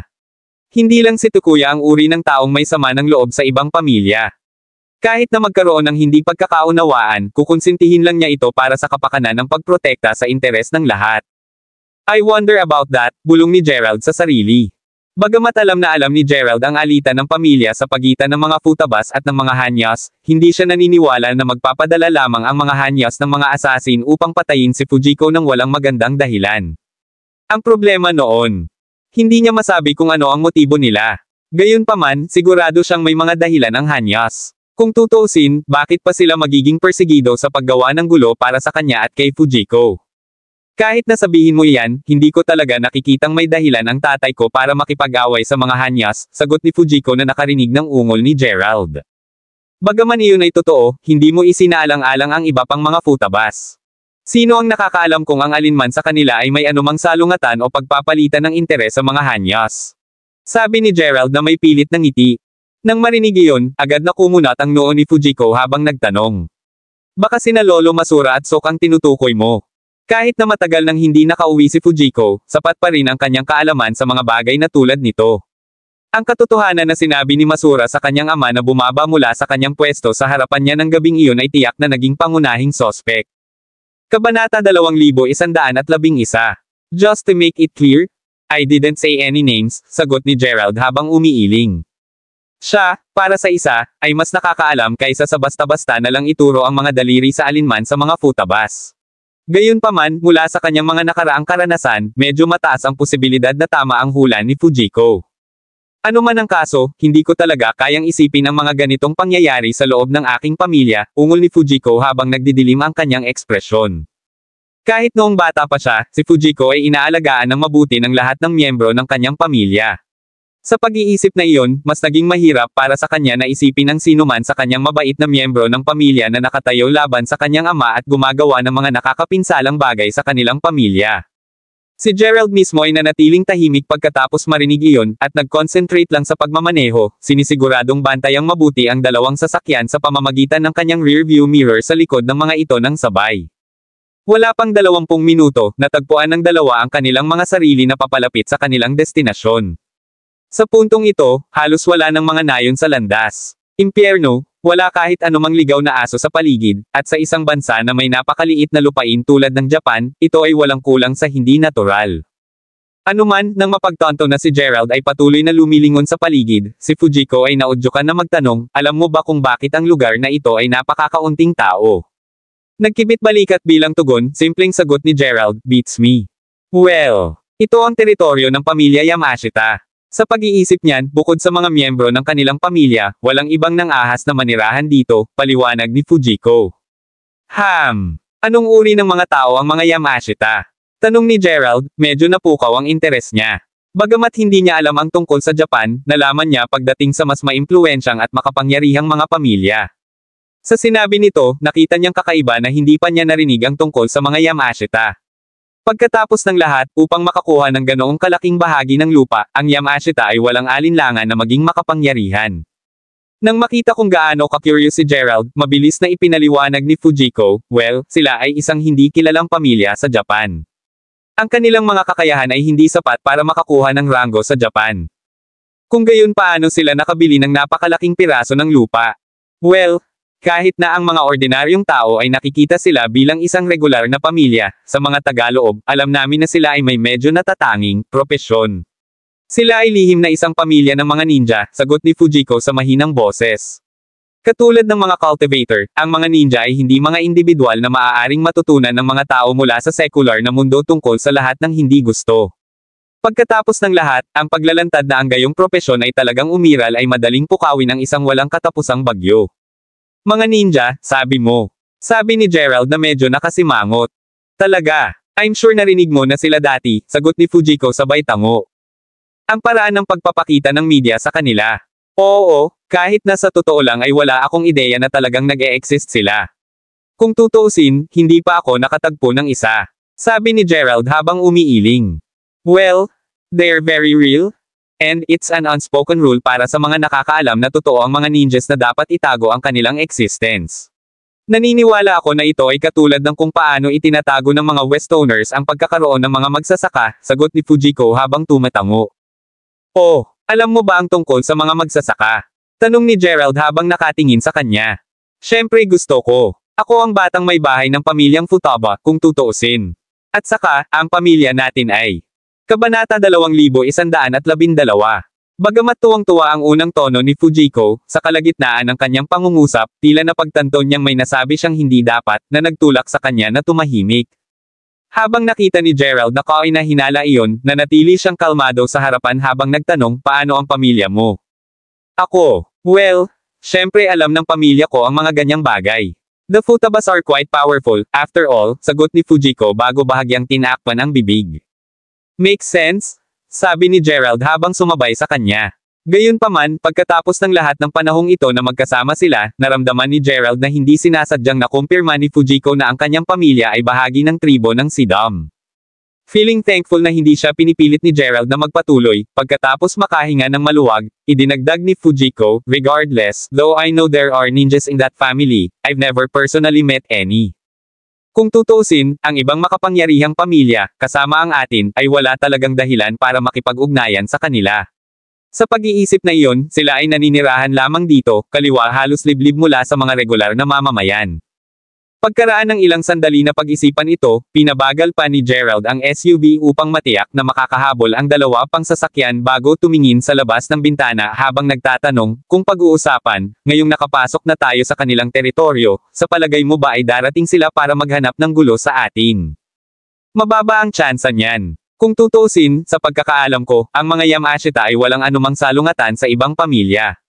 With that in mind, as long as hindi natin sila may istorbo o hindi sinasadyang banta, dapat madaanan natin ng maayos ang teritoryo nila, sagot ni Fujiko. Magandang malaman iyon. Hindi alintana, malamang kasama nila sina Endo at Izumi. Dahil nahuli na natin ang dalawang iyon, kapag naalagaan na natin ang mga taong bumubuntot sa atin, sa wakas ay malalaman natin kung tinabel drama ba ito. Kanagawas or Hanyas who are behind the assassination attempts, pang-iinis ni Gerald na may pilit ng ngiti. Kahit saang pamilya sila kabilang, hindi natin sila madaling pabayaan pagkatapos ng lahat ng ginawa nila. Ungol ni Fujiko na ngayon ay higit na nagmamalasakit sa kaligtasan ng kanyang pamilya. Tumango bilang tugon, sa wakas ay nakapreno si Gerald nang makarating sila sa isang patag at baog na lugar. Kasunod nito, naudyukan siyang magtanong, naaalala mo pa ba ang sinabi ko sa iyo? Nalilito, sumagot si Fujiko, marahil ay mas tiyak. Pagsindi ng sigarilyo, sumulyap si Gerald sa rearview mirror at pinanood ang mga sasakyan sa likuran nila na palapit ng palapit. Sa pagbukas ng pinto ng kotse, nag-inat siya bago sinabing, I promise to protect you and your family. And I always keep my promises. Nang marinig iyon, huminto sandali si Fujiko bago nagtanong, bakit mo ginagawa ang lahat ng ito para sa amin? Hindi niya talaga maisip kung bakit ganoon na lamang ang pagtulong ni Gerald sa kanya at sa kanyang pamilya. Kahit na mayroong isang bagay mula sa kanyang pamilya na gusto niya na hindi niya alam kung ano ang posibleng mangyari, sa kung gaano siya kalakas, madali niyang nakuha ang gusto niya sa pamamagitan ng malupit na puwersa. Sa puntong ito, sigurado na si Fujiko na hindi rin niya ginagawa ang lahat ng ito para sa kanya. Noon kasi, noong nagpapanggap pa silang mag-asawa, aktibong nilinaw ni Gerald na kunwari lang ito. Hindi siya interesado sa kanya. Habang iniisip niya iyon, hindi niya maiwasang mapangiti. Kung tutuusin, sa iba ay mag-asawa pa rin sila ni Gerald.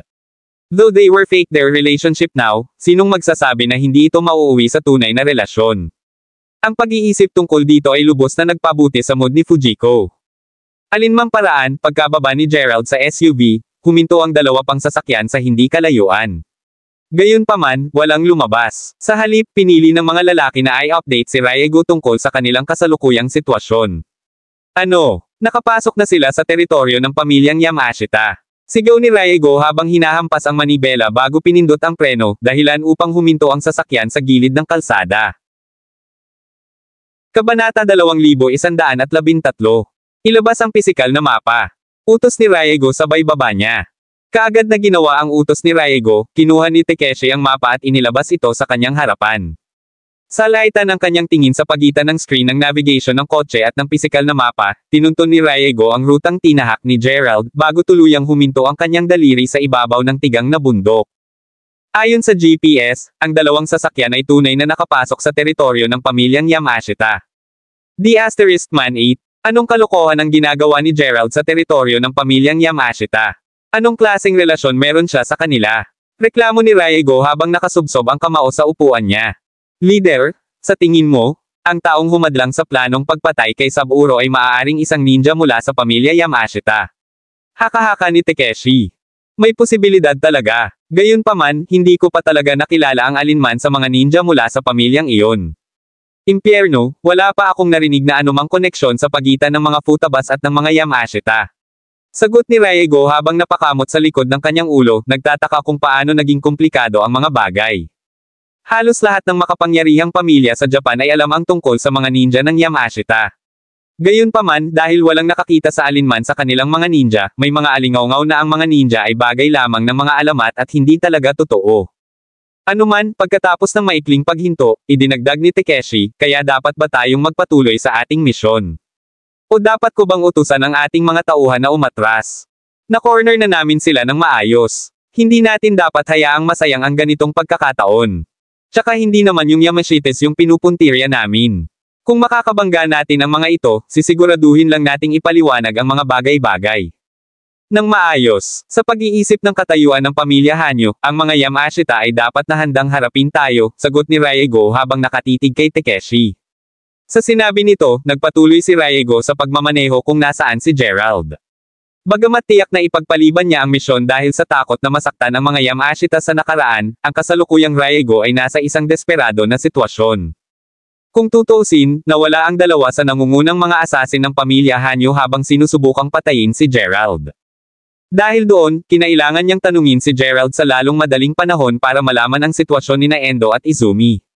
Kung hindi, hindi niya maipaliwanag ang kanyang sarili sa Patriarch.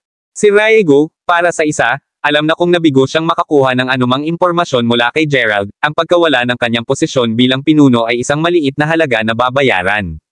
Kung tutuusin, mas malaki ang pagkakataon na kailangan niyang magbayad ng buhay sa halip. Sa paglipat pabalik sa Fujiko, makikita siyang masunurin na naghihintay sa sasakyan habang si Gerald na nakatayo sa tabi mismo ng SUV ay nakatitig sa dalawang sasakyan na hindi pa rin kumikibo. Matapos maibuga ang halos lahat ng sigarilyo, inihagis ni Gerald ang upos bago sinabi sa malamig na boses, "Alam mo, sa tagal mo nang bumubuntot sa amin, hindi mo ba napapansin na medyo walang galang na hindi man lang bumaba sa iyong mga sasakyan para makipag-usap?" Ang ikalawang Gerald ay nagsabi na, 8 lalaki ang bawat isa na may hawak ng alinman sa isang dagger o isang bakal na tubo ay lumabas sa mga kotse. Gayunpaman, hindi sila nagmamadali. Sa halip, pinandilatan lang nila si Gerald mula sa malayo. Hindi man nila siya inaway noon, narinig nilang lahat ang chismis na natalo ni Gerald sina Endo at Izumi. Sa pag-iisip na iyon, alam nilang lahat na malaki ang posibilidad na mamatay sila kung sisingilan lang nila ang forward.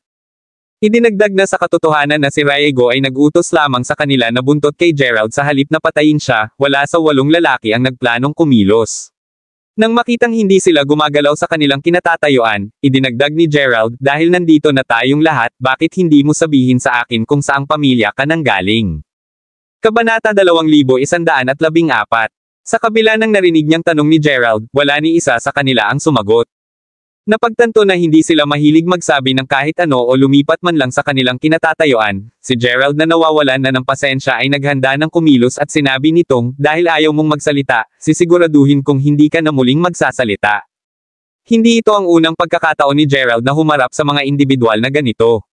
Sa pag-iisip na iyon, alam niyang brute force ang tanging paraan para makapag-usap sila. Pagkatapos ng lahat, karamihan sa mga tao ay karaniwang handang makipag-usap kapag sila ay ilang pulgada ang layo mula sa kamatayan. With that said, Gerald then bolted towards them. Bago pa ito malaman ng sino man sa mga tauhan ni Riego, nalampasan na sila ni Gerald at tinaga ng karate ang kanilang mga leeg. Wala pang ilang segundo, isa lang sa kanila ang nananatiling buhay at nakatayo. Nang inig ng makitang namatay ang lahat ng kanyang mga kaalyado dahil sa bali ng mga leeg, narinig ng huling nakatayong lalaki si Gerald na umungol, "Muli, kanino ka nagtatrabaho?"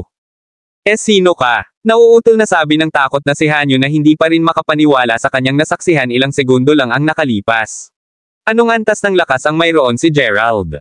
Hindi ba't pinapunto mo ang dalawa sa iyong mga tauhan para patayin ako? Ano pa, lahat kayo ay nakatalaga sa labas ng Futaba Manor para bantayan ako, hindi ba? Hindi ba dapat alam mo na kung sino ako ngayon? Natatawang sagot ni Gerald. Please, wala akong alam. Pakiusap ng natatakot na lalaki na ang isip ay tuluyan ng nablangko. Ngayon, either way, nagtatanong ako sa huling pagkakataon. Saang pamilya ka kabilang? Tanong ni Gerald habang humihit-hit ng isa pang sigarilyo sabay iling. Natural, nag-aalangan na sumagot ang lalaki. Kung tutuusin, habang natatakot siya na papatayin siya ni Gerald kapag mananahimik siya, alam niyang mamamatay pa rin siya kapag nalaman ni Riego na sinabi niya kay Gerald na isa siyang Hanyo. Habang ang takot na lalaki ay patuloy na nag-iisip ng kanyang mga pagpipilian, isa pang sasakyan ang biglang huminto sa hindi kalayuan. Nang mapansin ang sasakyan, agad na nilampasan ni Gerald ang nanginginig na lalaki. Obvious naman na mas matataas ang status ng mga kadadating lang. Maya-maya, lumabas si Riego at itinuro si Gerald bago sumigaw, "Gerald Crawford." Nang makita si Riego, mabilis na bumaba si Fujiko sa SUV at bumulong, "Gerald, bumalik ka dito." Nang marinig iyon, tumango lang si Gerald at naglakad para tumabi sa tabi ni Fujiko. Papalapit sa kanya, bumulong si Fujiko, yung lalaking kalalabas lang, siya ang pinuno ng departamento ng pagpatay ng pamilya Hanyo. Isa rin siya sa mga nangungunang asasin ng Hanyo. Hindi alintana, dahil nandito siya, ang dalawang lalaking pinigil natin kagabi ay malamang na si Hanyos din. Kahit na hindi nakilala ni Fujiko ang iba pang maliliit na fries, siguradong alam niya kung sino si Riego. Sa bagay, medyo sikat siya sa Japan. "Oh, ang Hanyos na sinasabi mo." Sagot ni Gerald habang nakapikit ang mga mata kay Riego. Kabanata 2115. Sa pagtingin pa lang sa lalaki, masasabi na ni Gerald na medyo mas malakas si Riego kaysa sa duo kagabi. "Ano man ang kaso," sumagot si Fujiko, "talaga. Ito ay tulad ng iyong hinulaang. Sa simula, hindi ako masyadong sigurado kung ang Hanyos ba talaga ang may pananagutan sa lahat ng ito. Ngayong naiisip ko ito, gayunpaman, sa kung gaano kalakas sina Endo at Izumi, dapat ay mas alam ko na. Alinmang paraan, dahil malinaw na mas malakas ang dalawa kaysa sa mga lalaking pinatay mo lang, ipinapalagay ko na sila ang mga pinuno ng koponan para sa ilan sa mga mas menor de edad na pangkat ng assassination. Nakikita ko. Kung ganoon nga ang kaso, sa palagay ko hindi na kailangan ng karagdagang interogasyon. Tatapusin ko lang ang mga taong ito at tapusin ko na ang araw na ito." Matapos mawala ang dalawang pinuno ng koponan at isang pinuno ng departamento, sigurado akong magtatago sandali ang hanyas, sagot ni Gerald habang inaabot ang kamay para kumuha ng panibagong sigarilyo, doon ko lang napagtanto na walang laman ang kahon. Habang pinagmamasdan ni Gerald ang paghahagis ng walang laman na kahon ng sigarilyo sa lupa, si Fujiko na halos hindi nakita ni Gerald na walang sigarilyo sa kanyang bibig ay hindi napigil ang sumimangot habang sinabing, alam mo, ang paninigarilyo ng ganito ay makakaapekto sa iyong kalusugan balang araw. Si Fujiko, para sa isa, ay hindi talaga alintana ang amoy ng usok ng sigarilyo. Kung tutuusin, marami sa mga kalalakihan sa hukbo ang naninigarilyo tulad ni Gerald. Talagang nag-aalala siya sa kalusugan ni Gerald. Isaisip ko iyan, sagot ni Gerald na saglit na natigilan sa narinig. Pagkatapos ng lahat, bukod kay Mila, si Fujiko lamang ang nag-iisang taong nagmamalasakit sa kanyang pagkagumon sa paninigarilyo. Ang totoo, nagsimulang manigarilyo muli si Gerald nang mawala si Mila. Iyon lang ang tanging paraan para mapatahimik niya ang sarili para hindi siya isipin sa lahat ng oras. Umiling si Gerald, pagkatapos ay ipinasok ni Gerald ang kanyang mga kamay sa kanyang mga bulsa bago humakbang at nagtanong, so, Raego, di ba, hindi ikaw ang unang assassin na nakita ko sa pamilya mo. Ano man, mayroon ka bang anumang nais mong pag-usapan sa akin?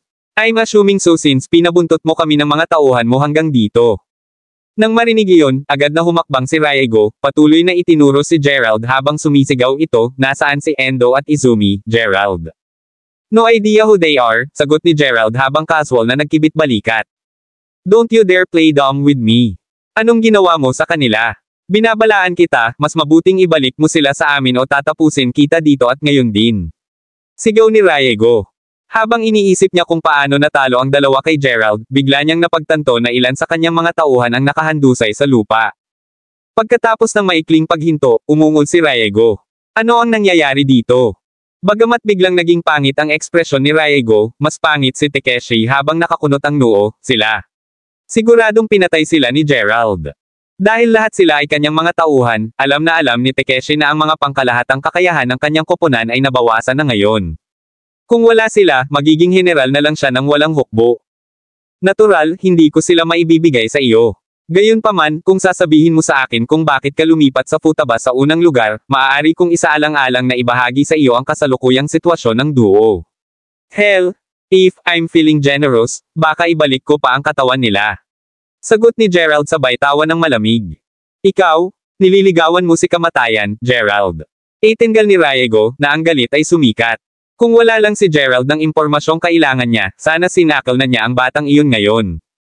Nang makita kung gaano ang galit ni Raego, tinuro ni Gerald ang mga bangkay sa lupa habang sinasabing, I wouldn't rush forward if I were you. Lumapit ka at mamamatay ka, katulad nila. Hindi na napigilan ni Raego ang sarili, tatakbo na sana si Raego palapit kay Gerald nang biglang naramdaman niyang hinawakan ni Takeshi ang braso niya. Leader, ang lalaking iyon ay halatang napakalakas. Tandaan, hindi lang niya natalo sina Endo at Izumi, kundi nailabas din niya ang karamihan sa mga tauhan ko nang wala sa oras. Sa pag-iisip na iyon, hindi tayo maaaring kumilos ng pabigla-bigla. Bulong ni Takeshi. Kabanata 2116. Nang marinig iyon, huminto sandali si Raego bago tumahimik at sinabing, tama ka.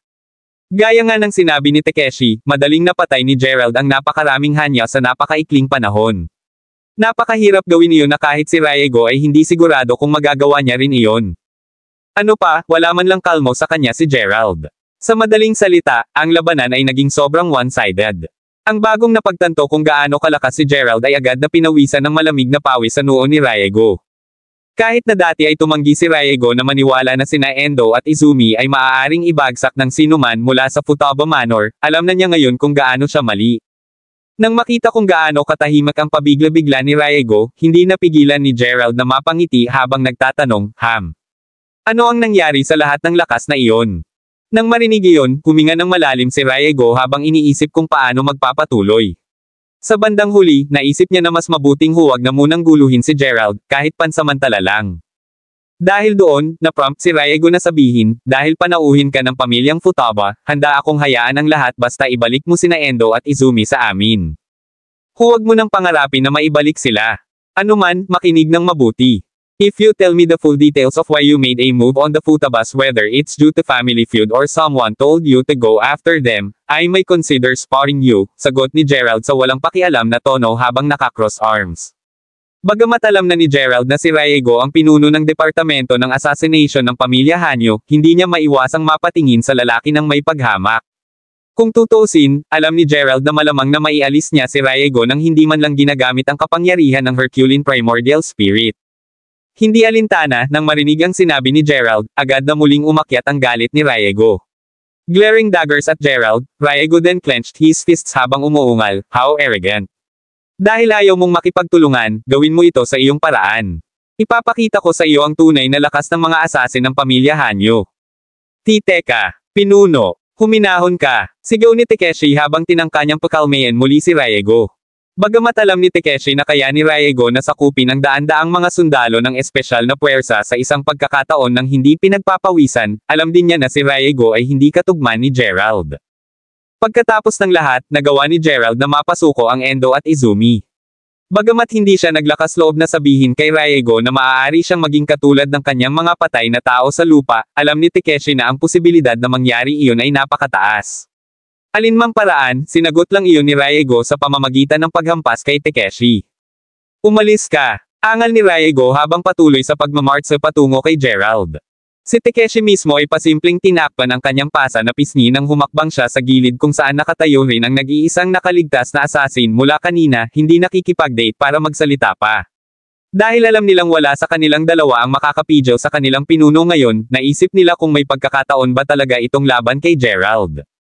Para naman kay Fujiko, nakita niyang hinihila niya ang manggas ni Gerald habang bumubulong, mag-ingat ka, malakas siya. Nakangiting mahina habang lumalaban, sumagot si Gerald, huwag kang mag-alala. Malakas ako para harapin siya. Alam naman ni Gerald na kung matagumpay niyang malutas ang isyu ng pamilya Futaba sa mga Hanyas, lubos niyang makukuha ang tiwala ni Takuya. Sa madaling salita, mas lalapit siya kaysa dati sa paglutas ng mga lihim ng tribong Sidam. Sa anumang kapalaran, makakarating siya sa Yearning Island sa malapit na hinaharap. Ano man ang kaso, nang makita kung gaano tiwala si Gerald, umatras si Fujiko ng ilang hakbang upang maiwasang makahadlang bago sabihing, sige. Good luck. Kabanata 2117. Sa ikalawang pagtatapos ng kanyang sentensya, ang galit na si Riego ay nagsimulang maniningil kay Gerald. Habang tumatakbo si Riego kanina, hindi niya maiwasang isipin ang mga kapalaran ni Endo at Izumi.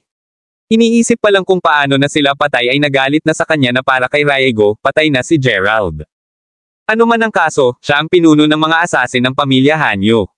Kung hindi man lang niya maialis si Gerald, anong klaseng kabiguan siya? With that in mind, within a split second, inches na lang ang layo niya kay Gerald. Ibinunyag ang isang punyal na itinago niya sa kanyang manggas nitong buong lime, ang mga mata ni Riego ay kumikinang ng masama habang siya ay sumigaw, dapat ay namatay ka na, Gerald. Masiyahan sa iyong pananatili sa impyerno. Ang dagger mismo ay nagpapalabas ng isang madilim na glow, at nang makita iyon, hindi mapigilan ni Gerald na kumunat ang kanyang mga kilay habang umiiwas sa pag-atake. Sa nasabi ni Gerald, malamang nabasa ng lason ang punyal. Sa sinabi nito, ang isang gasgas lamang mula sa bagay na iyon ay posibleng nakamamatay. Nang makitang talagang umiiwas si Gerald sa kanyang mga pag-atake sa halip na sumalungat, agad na buod ni Riego na hindi nang ahas si Gerald na labanan siya ng direkta. Sa isiping iyon, ngumiti si Riego ng walang kabuluhan kaysa kanina habang mabilis na binalance muli ang sarili bago muling naglunsad ng isa pang saksak sa direksyon ni Gerald. Sa bilis ng pagindayog ni Riego ng kanyang punyal, nagawa niyang maglaslas ng mahigit 100 beses sa loob ng wala pang 2 segundo, sa bawat pag-atake ay nakatutok sa mga nakamamatay na bahagi tulad ng lalamunan, dibdib, at tiyan ni Gerald. Sa inis ni Riego, gayunpaman, nagawang iwasan ni Gerald ang bawat pag-atake niya. *Man 8, tumayo ka na. Napaisip si Riego kung bakit hindi pa rin niya nagawang saktan si Gerald kahit na ginamit na niya ang lahat ng lakas niya. Ayaw man niyang aminin, ang katotohanang patuloy niyang namimiss si Gerald sa isang hibla ng buhok ay malinaw na nagpakita kung gaano kalakas si Gerald. Si Gerald mismo ay napangiti na lang na nakahawak sa kanyang mga kamay sa kanyang likuran habang sinasabing, medyo malayo pa rin ang pagitan natin, bata. Anak, how dare you call me that? Tinggal ng galit na si Riego.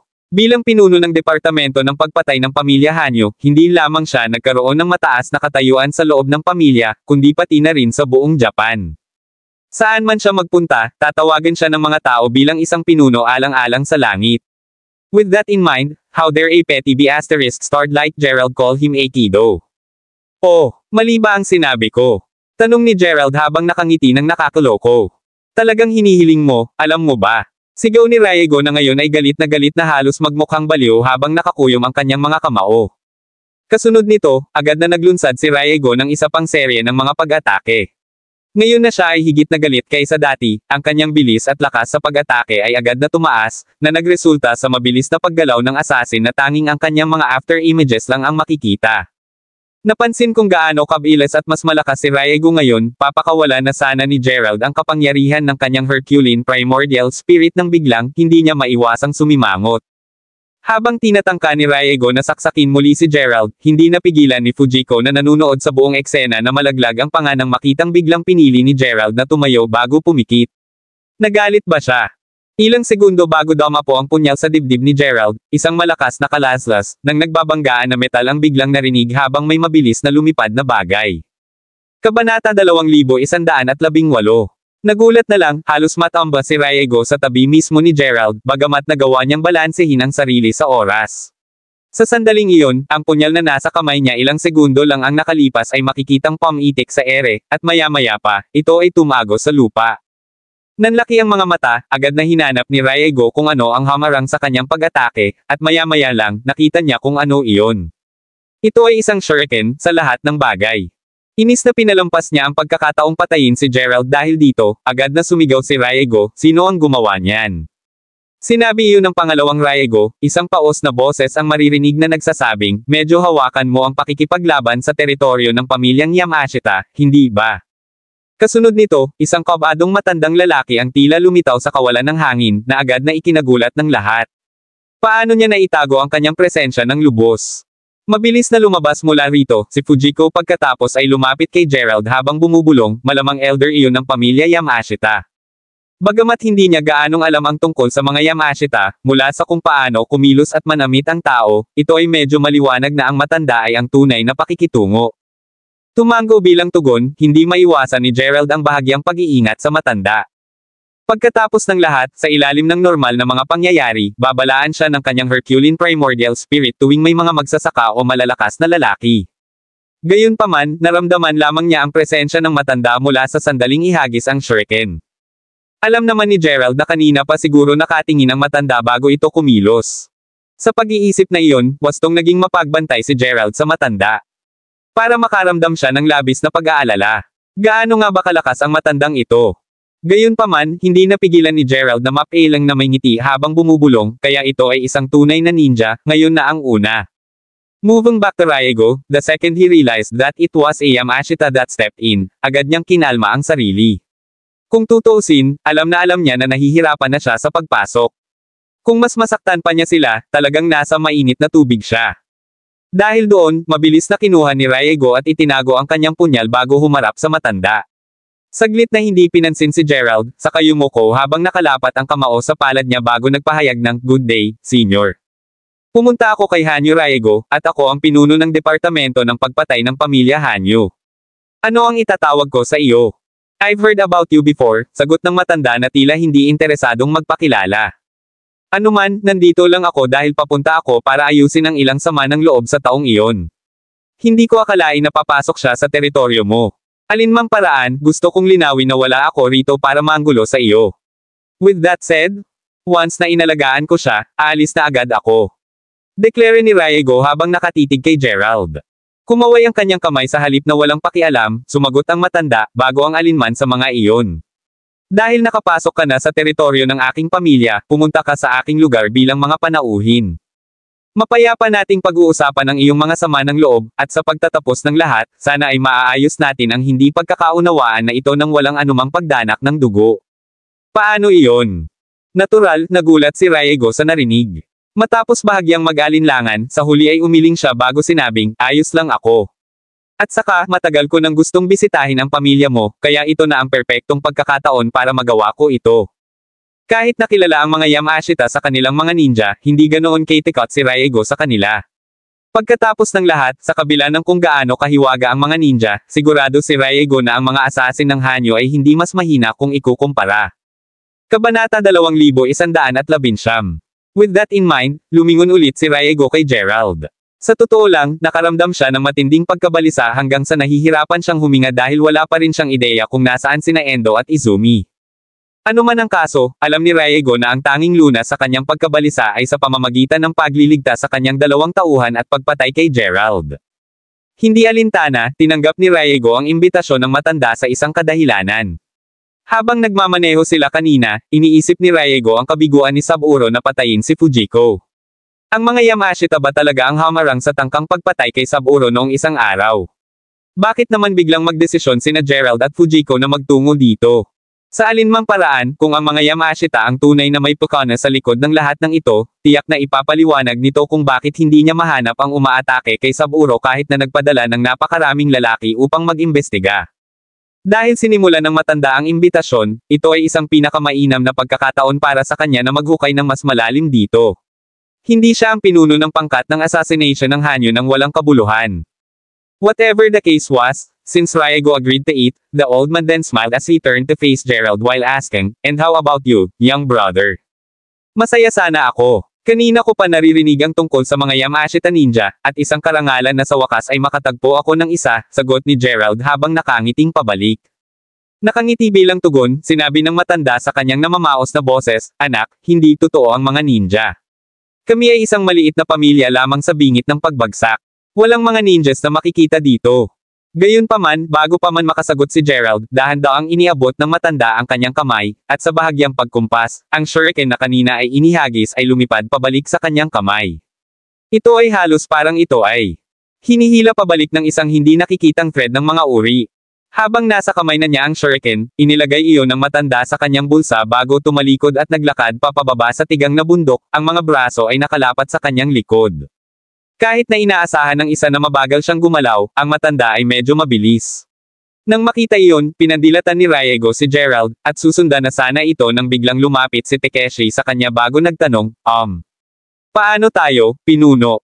Tumigil sandali, lumingon si Raigo para tingnan ang lahat ng posibleng patay na mga tauhan niya. Nagngangalit ang kanyang mga ngipin, simpleng sumagot si Raigo. Maghintay kayong dalawa dito. Gayon din, subukan mong tingnan kung ang iba ay may iligtas. Kasunod noon ay mabilis na naabutan nina Gerald, Fujiko, at Raigo ang matanda. Ang mga Yamashita ay nanirahan sa paanan ng tigang na bundok. Kahit na ang nayon mismo ay tila sinaunang panahon, mayroon pa ring ilang mga modernong mukhang villa at manor sa paligid. Sa kalaunan ay huminto sa harap ng isang maliit na asyenda, pagkatapos ay itinulak ng matanda ang kahoy na pinto habang sinasabing, "Pakiusap, pumasok ka." Tumango bilang tugon, pumasok silang tatlo at nagsimulang tumingin sa paligid. Sa totoo lang, pakiramdam ng buong lugar. Gusto ni Weston, hindi bababa sa tradisyonal na kahulugan. Sa harap nila, ay isang kahoy na sementadong landas, na may mga lawa at halaman sa magkabilang gilid. Sa dulo ng patio, sinalubong ang tatlo nang makita ang isang hanay ng mga bahay na ang bawat isa ay tila ilang dekada na ang edad. Habang sila ay naglalakad, pinagdikit ng matanda ang kanyang kulubot na mga kamay habang nagtatanong, "Itama mo ako kung mali ako, ngunit ikaw ang batang may bahay ng pamilyang Futaba, tama ba?" Tumango lang siya bilang tugon, "Ako nga. I go by Futaba Fujiko." Nakangiti bilang tugon, ang matanda pagkatapos ay masayang sinabi, "Kaya ikaw talaga. Alam mo, noong huling dinala ka ng tatay mo dito, ganito ka lang katangkad. Lumaki ka na talaga." Habang pinapanood ang matandang lalaki na iminuwestra ang taas ng isang bata, ang nagulat na si Fujiko na hindi pa nakarinig tungkol sa pakikipag-ugnayan ng kanyang ama sa mga Yamashita ay hindi maiwasang magtanong, "Nakakilala mo na ang aking ama dati?" "Siyempre, meron ako." Kahit na matagal na iyon, sagot ng matanda habang tumatango habang nakangiti, malinaw na inaalala ang nakaraan. Kabanata 2120. Kahit walang sinabi si Raigo na nakarinig sa buong pag-uusap, masigurado siya ngayon na ang nagligtas kay Fujiko noong isang araw ay isang Yamashita ninja. Hindi alintana, hindi nagtagal ay umupo na silang apat sa paligid ng isang mesa. Habang sinisimulan silang ihain ng matanda ng tsaa, hindi maiwasan ni Raigo na nakaupo sa tapat nina Gerald at Fujiko na titigan ang nakaka-relax na dalawa. Sa bagay, sa sobrang lapit ni Gerald sa kanya ngayon, madali na lang niya itong napatay. Gayunpaman, dahil may kasamang Yamashita, mas alam ni Raigo kaysa kumilos ng walang ingat. Alinmang paraan, nang may hain na silang lahat, ang matanda ay nakaupong naka-cross-legged at humigop ng tsaa bago nagtanong, ngayon. Ano ang sama ng loob ng magkabilang pamilya mo na nagresulta sa pagpunta mo rito para ayusin ang mga bagay-bagay? Nang marinig niya iyon, agad na sinabi ni Riego, dalawa sa maliliit na pinuno ng pangkat ng aking pamilya ang nawawala at malamang na nakakulong sa Futaba Manor. Dahil doon sa isip, hinabol ko sila hanggang dito para humingi ng paliwanag. Bago iyan, bakit hindi mo sabihin sa amin kung bakit ang mga asasin mo ay pumasok sa manor na may layuning patayin ako? Nakangiting sagot ni Gerald. Wala kang katibayan na sinusubukan kanilang patayin. Binabalaan ko kayo, sina Endo at Izumi ay mga kilalang tao sa aking pamilya. Sa sinabi niyan, kung maglakas loob kang maglagay ng daliri sa kanila, haharapin mo ang buong galit ng mga hanyas. Kahit na ang mga futabas ay hindi ka kayang protektahan noon. Ngayon ibalik mo sila sa akin kung ayaw mong magkaroon ng kapahamakan sa iyo. Single ni Riego. Speaking of the futabas, bakit nga ba tinangka ng pamilya mo na patayin si Miss Fujiko noon? Bagamat alam ko ang alitan sa pagitan ng iyong mga pamilya na tumagal ng ilang siglo hanggang ngayon, alam ko rin na ang hanyas at futabas ay medyo matagal nang hindi nakikipag-ugnayan sa isa't isa. Sa sinabi nito, hindi mo ba naisip na ang lahat ng ito ay nagmula sa katotohanan na sinubukan mong patayin si Miss Fujiko sa unang lugar? Sagot ni Gerald habang nakapikit. Mga Ginoo, ginagawa ba ninyo ang aking tahanan sa isang silid ng hukuman ngayon? Sabi ng matanda out of the blue habang tumatawa ng malakas. Hindi ba iyon ang dahilan kung bakit mo kami pinaponte? Para ayusin ang alitan na ito para sa atin. Tanong ng naguguluhang si Riego na papatayin sana si Gerald sa ngayon kung hindi nakialam ang matanda. Hindi ko sinabi iyon. Tingnan mo, kung mag-aaway ang mga futabas at hanya sa loob ng teritoryo ko, tiyak na magkakaroon ng mga casualty na hindi ko maipaliwanag sa iyong mga pamilya. Sagot ng matanda habang nakangiting umiling. Saglit na hindi nakaimik, mabilis na pinutol ito ni Riego bago nagtanong, ganun lang. Pagkatapos, bakit mo sinabi sa amin na ipaliwanag ang aming mga salungatan sa unang lugar? Na-curious lang ako. Hindi ko inasahan na ang lahat ng ito ay magmumula sa mga walang kwentang bagay. Sagot ng matanda habang winawagayway ang kamay. Walang maliit na bagay sa lahat ng ito, matanda. Dalawang asasin mula sa pamilya ko ang nawala sa radar dahil sa kanya. Sa sinabi nito, hinihiling ko na ibalik niya ang mga ito sa akin, nang hindi nasaktan. Sigaw ni Riego sabay turo kay Gerald. Si Gerald mismo ay nanatiling kalmado, tahimik na nakatitig kay Riego habang pinag-iisipan ang mga sinabi ng matanda. Kung talagang ayaw ng matanda na may masugitan, dapat ay pumasok na siya bago pa mapatay ni Gerald ang iba pang mga asasin kanina. Sa pag-iisip na iyon, bakit ngayon lang siya pumasok nang magsimulang umatake si Riego? Maraming salamat mga kamaster sa walang sawang pagsusubaybay, isang like, share, and subscribe naman dyan mga kamaster. Abangan ang susunod pang mga kabanata.